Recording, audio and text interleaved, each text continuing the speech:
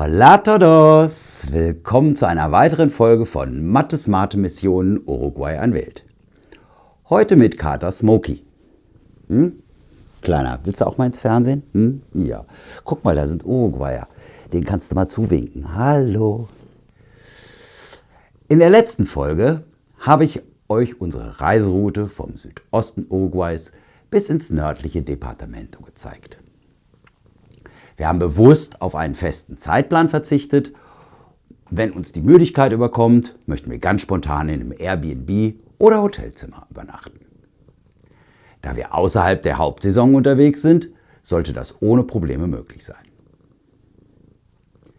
Jetzt soll es von Artigas, der Grenze zwischen Uruguay und Brasilien, zurück in den Süden, genauer in den Südwesten gehen. Bevor wir zur genauen Route kommen, wiederhole ich gerne nochmal meinen Aufruf an euch.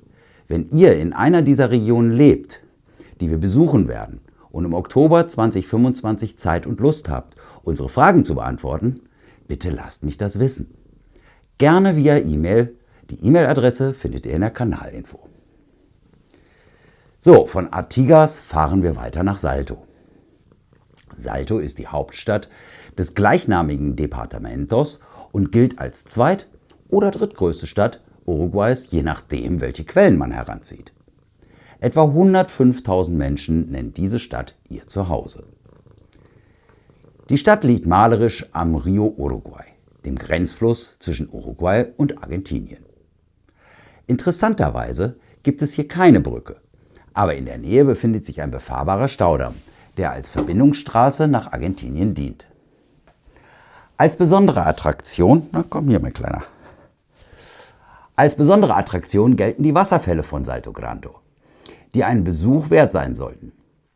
Angesichts der Tatsache, dass die Wanderung zu diesen Wasserfällen einen halben Tag in Anspruch nehmen würde, haben wir beschlossen, diese wunderschönen Wasserfälle uns dann anzusehen, wenn wir in Uruguay leben und mehr Zeit haben.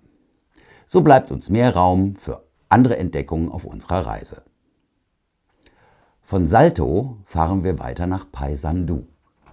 Auch Paysandú ist die Hauptstadt eines gleichnamigen Departamentos. Es liegt südlich von Salto, ebenfalls am Grenzfluss Rio Uruguay. Mit 75.000 Einwohnern ist Paysandú die viertgrößte Stadt in Uruguay. Durch die General Artigas-Brücke ist die Stadt direkt mit Argentinien verbunden. In der Stadt gibt es eine außergewöhnlich schöne Kirche, die Nuestra Señora del Rosario y San Benito del Palermo. Die historische Orgel stammt von einem deutschen Orgelbauer und wurde 1997 restauriert. Komm, du kriegst hier nochmal ein Leckerchen, mein Freund. Jedes Jahr im April findet ein großes Bierfest statt, das als Semana de Cerveza bekannt ist. Es handelt sich um eines der größten Festivals der Region, das seit 1967 jährlich stattfindet und mit der Semana Turismo, der Touristenwoche, zusammenfällt. Das werde ich mir auf jeden Fall ansehen, wenn wir in Uruguay leben. Von Paysandú fahren wir weiter nach San Javier. San Javier befindet sich im Departamento Rio Negro, direkt am Rio Uruguay und am Rande des Nationalparks Esteros de Farapos. Hier leben knapp 2000 Menschen. Das Hauptanprodukt der Region sind Sonnenblumen. San Javier gilt als Vorreiter in Sachen Sonnenblumenölproduktion und jedes Jahr gibt es ein Sonnenblumenfest. Das sieht bestimmt toll aus. Die Stadt wurde 1913 von 300 russischen Einwandererfamilien gegründet. Heute erinnert ein besonderes Denkmal am Plaza de Libertad an diese Familien. Weiter geht die Reise und der nächste Halt ist Mercedes. Mercedes am Rio Uruguay gelegen ist sowohl Hauptstadt als auch das kulturelle Zentrum des Departamentos Soriano. Hier leben etwa 42.000 Menschen. Die Stadt gilt außerdem als wichtiges Handelszentrum mit bedeutendem Binnenhafen. Im Januar dienen die kopfsteingepflasterten Alleegässchen Jazzmusikern aus aller Welt als Bühne beim internationalen Jazzfestival Jazz a la Calais. Von Mercedes geht es weiter nach Colonia del Sacramento. Noch ein Ort, auf den sich meine Frau ganz besonders freut. Colonia del Sacramento ist die älteste Stadt Uruguays. Sie ist die Hauptstadt des Departamentos Colonia und liegt direkt am Rio de la Plata. Hier leben etwa 32.000 Menschen. Die koloniale Altstadt wurde von der UNESCO zum Weltkulturerbe erklärt. Neben diversen bedeutenden Bauwerken beherbergt Colonia del Sacramento auch mehrere Museen. Eine Fähre verbindet die Stadt mit dem nur 60 Kilometer entfernten Buenos Aires. Und genau das ist unser nächstes Ziel. Das Auto lassen wir dieses Mal stehen, ab auf die Fähre und rüber nach Buenos Aires. Die Hauptstadt von Argentinien beherbergt 3,2 Millionen Menschen.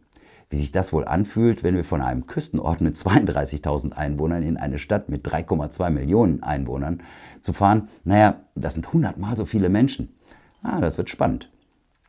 Buenos Aires ist ein wichtiges kulturelles Zentrum und wurde auch von der UNESCO als Stadt des Designs ausgezeichnet.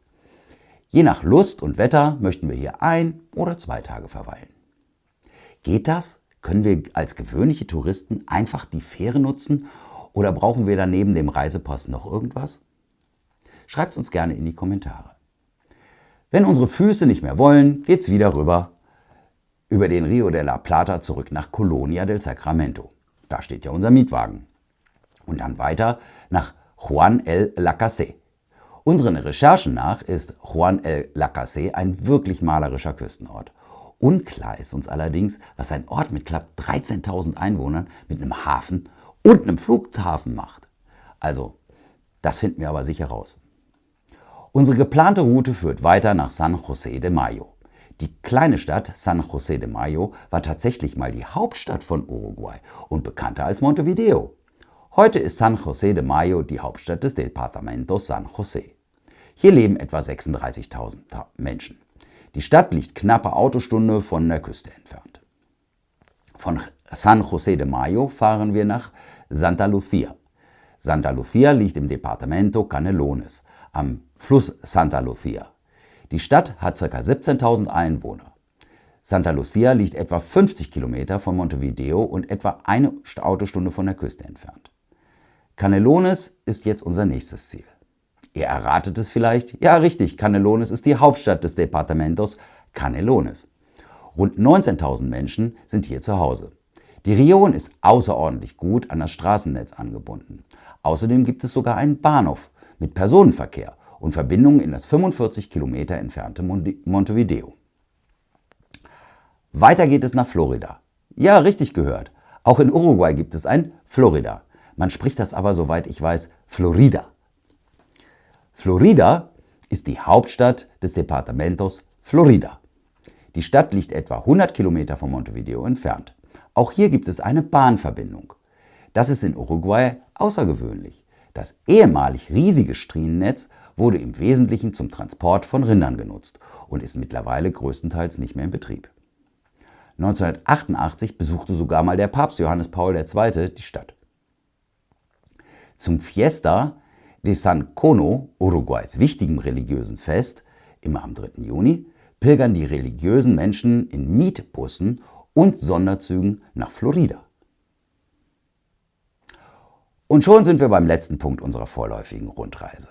Das soll Atlantida werden. Dieser Ort wurde uns von vielen Eingewanderten ans Herz gelegt. Atlantida liegt direkt am Meer und ist nur 30 Kilometer vom Flughafen Montevideo entfernt.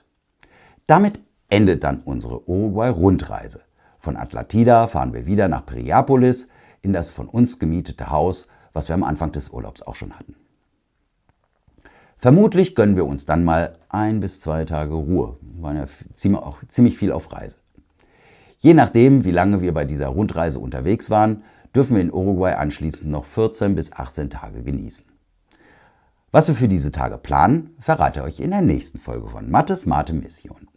Vergesst nicht, das Abo zu aktivieren, die Glocke anzuklicken, damit ihr die nächste Mathe-Mission auf keinen Fall verpasst.